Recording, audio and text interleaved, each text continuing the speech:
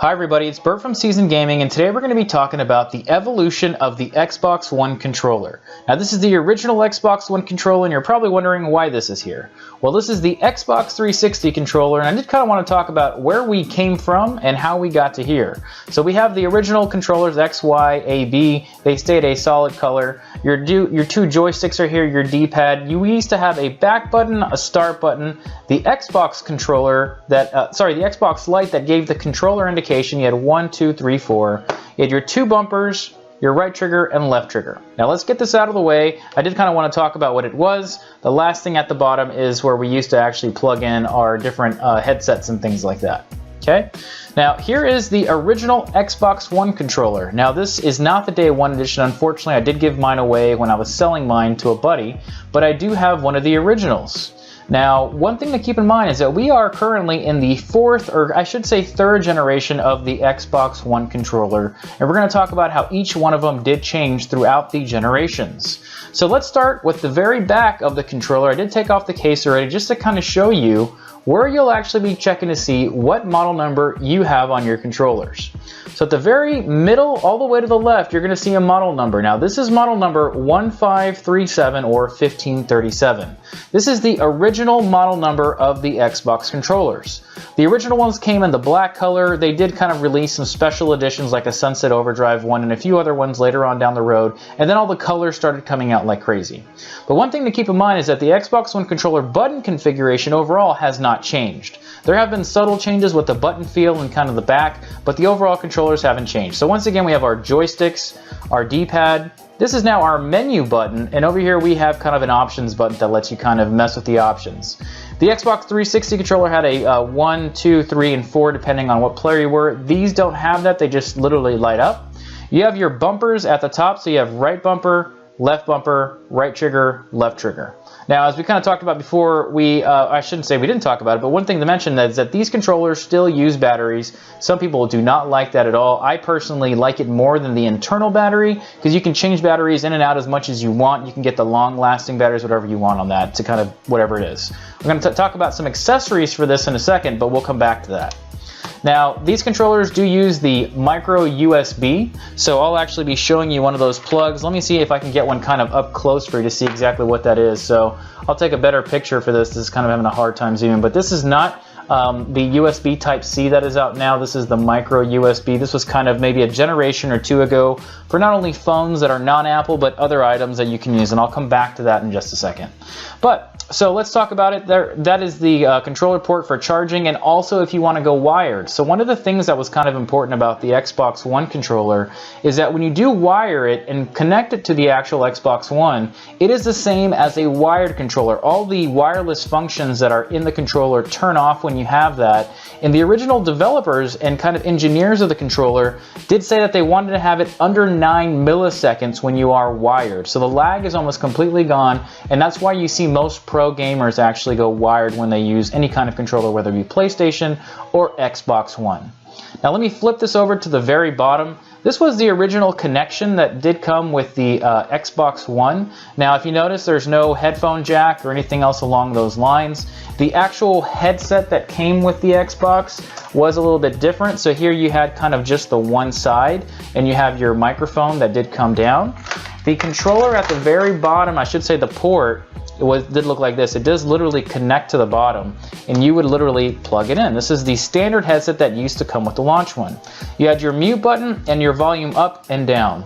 Now, one of the accessories that you could use when the Xbox One controller did kind of come out was this little piece right here. Now, this little piece was pretty fancy. It did come out later on down the road. It was not available at launch, but this piece could plug into the very bottom, and you had a lot of extra functions on here. Now, one of the things that was neat was you had a 3.5 millimeter jack for your headphones. So if you wanted to use your own headset, you could use that. You also had the mute button that was on the original one, volume up, volume down. Now this is one of the cooler features that was on the controller here. This one right here actually allowed you to boost the sound of the game that you were playing, and this one would allow you to boost the sound of the chat that you were having if you were chatting with anybody. So kind of neat. You were able to kind of control what you wanted to hear. This also sent stereo sound to your headphones. So if you had maybe Samsung headbuds or your Bose or whatever you had full surround sound wirelessly in your headset. So maybe you had family upstairs sleeping, or maybe you just wanted to kind of have a louder sound than your speakers could because your neighbors were there. You could use this really cool piece, and I liked it a lot. This piece goes for around $15 to $20. It was originally like $25 or $29 if I'm not mistaken, and it still works for all controllers. Some people actually still use this with the new controllers because of the volume controls that you have on here and the way you can kind of change those around. So let's go ahead and talk about the second generation of controllers. Now I do have a couple things that I kind of want to mention. So I actually have the Halo Master Chief controller. I also had one of those camo ones, and I also had the lock controller that came with Halo. So let's go ahead and look at the back number here really quick, and we'll talk about the differences that happen with this controller. Now the model number, and you're not going to be able to see it perfect here. I will once again take a better shot of this. For the second generation of Xbox One controllers is model 1697. 1697. Now, all of them have kind of a cool thing saying hello from Seattle, whatever the case is. But what were the dramatic changes on here? So number one, the Halo ones did have a little bit of texture up here, but there was the normal black, white, and all the other colors that came out with these. And the biggest things that they kind of changed was the triggers were kind of, the motherboard on the triggers were a lot better than the original ones. And here's the big piece that a lot of people liked. They did add a 3.5mm jack to the very bottom where you could plug your speakers or your headset in and have that full stereo sound without having to use this piece. So kind of a cool little item. A lot of people loved this thing when it first came out. None of the buttons really changed. The texture hasn't changed. The joysticks are still the same. So that's kind of the same thing when it came to the overall controller. You still had the same micro USB at the top, the same connection port, and you still had the triggers, but once again, the motherboard connectors to the triggers were upgraded on these to sound a little bit better. Now, one of the only negatives to this is that this does give you stereo sound, but you can't control it without going to the menus and changing everything. Once again, that's why this fancy little piece is fantastic if you're a big chat person or if you want to hear your game louder than the chat that's currently going on. Now, the next one I do want to talk about, let me move this to the top here. So once again, Generation 1, Generation 2, and now here is Generation 2.5. So this is the Microsoft Xbox One Elite controller. Now, if you have watched any of our other videos, I have the Scuff Upgrades on here, so it is going to look slightly different than maybe your Elite controller. These were actually fantastic. So if you haven't watched that video, go ahead and take a look at it. We talk about how these go on, how they don't, and all that other stuff at the back. Now, I'm not going to spend too much time on the features of the Elite controller as far as, you know, what all the cool things it does, but I will briefly talk about the changes and if there was any. So first of all, let's talk about the model number. So if I go back to Generation 2, that's 1697. This is 1698. So it is kind of like I mentioned, Generation 2.5. One of the negative things about this one is that Bluetooth was not introduced with the Elite, even though you're spending that original $149.99. It did not come with Bluetooth functionality. Version 2 does not have Bluetooth functionality. There was a Microsoft wireless dongle that you could plug in if you're a PC player or something like that you could use. But let's talk about the Elite really quick. So this one did have different texture. So you have kind of a softer texture on the bottom. This piece right here is what this piece used to be before I added the Scuff Upgrades. So it is a little softer texture on the back. The triggers are a whole nother world. It does have some weight to it. The joysticks, you had different heights that you could use for the joysticks. Your D-pad, you had the choice of a standard D-pad or these come off. These are all magnetized, which make these really fancy when it comes to that. Now, we're still with the micro USB charging, and it still uses batteries.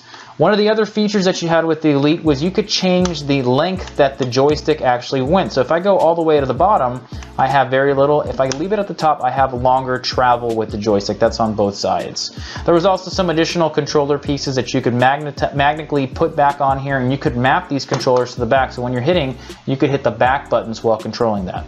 Once again, I'm not going to do an overview of the Elite. I just want to mention what was out during that time. Now, the Elite is still the main Elite controller. They have not created an Elite 2, but that is kind of the rumor that's going on. So once again, we have version 2.5. Let's put this in the middle. This is kind of the great controller that's out right now. Now, I do want to talk about version 3. So this is Generation 3 that came out. This was the original Xbox One S controller. So these originally, the S did not exist when these originally launched. You had your big, I guess you'd call it the original Xbox One, or the fat one, the original one. But when the One S came out, the controller did get an upgrade that was pretty substantial when you think about what it came with. So this was Bluetooth enabled. You can now use Bluetooth with these controllers. And one other thing that was kind of great is the 3.5mm remained. You did have some texture that was added to this piece of the controller. So if I look really quick at these, this is a smooth texture. This is kind of like a, I guess a little bit extra texture for when you grip your hands. It does, funny enough, that little change feels a lot better in there. The joysticks did remain with the upgrade that was on version 2. The overall control is the same though. The buttons are going to feel exactly the same. They look the same. If you look Generation 1, your buttons have not changed in the look. The color of the actual letter is the only thing that's different. However, that's different right there. D-pad still the same. All the buttons are in the same place. But once again, this is the one to have when you're buying your new controllers. These are the ones that are still going at full price. If you see a used controller or a new controller that's discounted, you're more than likely buying Generation 1 or potentially Generation 2. Now, the new model number for Generation 3 is 1708. So once again, that'll be in the middle towards the left. 1708. So if you're one of those people that's not sure on the controller that you're buying and you want to check that model number, it's 1708 for that Bluetooth. Now, we have had a few questions that have come through from friends, and they were asking, did the Project Scorpio or the One X controller get a new controller? Is there anything new about it that's different? One funny thing to keep in mind is that it is still the same model number. So this one, the model number is at the very top right compared to the left like the other ones were. It's still model 1708. However, these are kind of sought after because the Project Scorpio lettering here in the middle. Everything's a little bit blacked out compared to the other ones, and it's kind of funny if you look at the Xbox ones. This one has a little white going through the X. This one is completely black in the background, but the texture did come with these as the other ones. So this is still technically a Generation 3 controller. They all use kind of the same battery power. I have seen that the Elite does use a little bit more battery than the other one, but once again, it really depends on to what you're using. So let's talk a little bit about maybe one or two of the accessories that came with it. Let's talk about the battery that comes with the plug-and-play kit. So this is the battery that you can buy with the plug-and-play. It ranges anywhere between $20 and $30. This one lasts on a full charge probably anywhere between, I'd guess maybe 10 and 15 hours on a full charge. I haven't really timed it before, but it is a lot. And these are pretty easy. I mean, you literally get them, you add it to the back. They work on all of the Xbox One controllers, and you literally pop it in. Now, once again, you can use that, and it actually charges with the cable. Any micro USB cable that you have, you can buy longer ones if you sit far from the couch, shorter ones if you're up close. It only takes a couple hours to get that full charge depending on how dead you were with the battery before. So it's a good use if you like that. I tend to kind of go with the Energizer rechargeable batteries. These will run you about $7 for a 4-pack. If you want to get the charger that comes with it, it's like maybe $10. So there's always that complaint about people that are like, oh, the Xbox controllers, they still come with batteries. Well, if you use these rechargeables, you buy a 4-pack, you're playing, you recharge it, just put another set in. It's really easy for me. However, I still understand how people would like that internal battery. If you want to go with the internal battery, just buy this thing right here, and you just always leave it in here, and then whenever you do need to charge it, then just plug it in and you're good to go, and then you can take it out and you're good to go after that too. So really personal preference. I don't have any complaints on the battery issue, but some people do. So once again, let's kind of go through an overview. Your original one, very basic, did not have a 3.5mm jack. Your model number for the original is 1537. These are the ones that you see deeply discounted on eBay and even Amazon sometimes. Generation 2, the big things that changed were the joysticks in the back.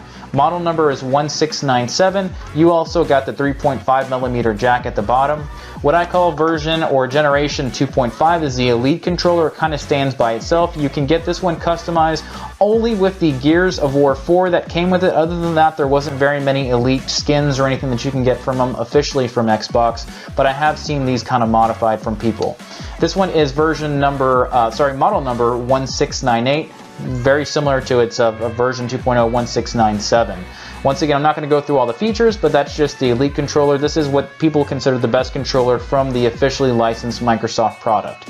And then officially, Generation 3, this did get the Bluetooth functionality, all the big thing with the 3.5mm jack on the back. You did get the texture pieces back here, so when you're holding it, you can really feel it. The model number for this one is 1708. Anyways, if you have any questions with any of the controllers below, please let us know in the comments. Make sure to like and subscribe if you haven't already. We kind of go through all the generations of the controllers, and if you have any questions on any of them, hopefully we can answer them for you. Thanks again for watching.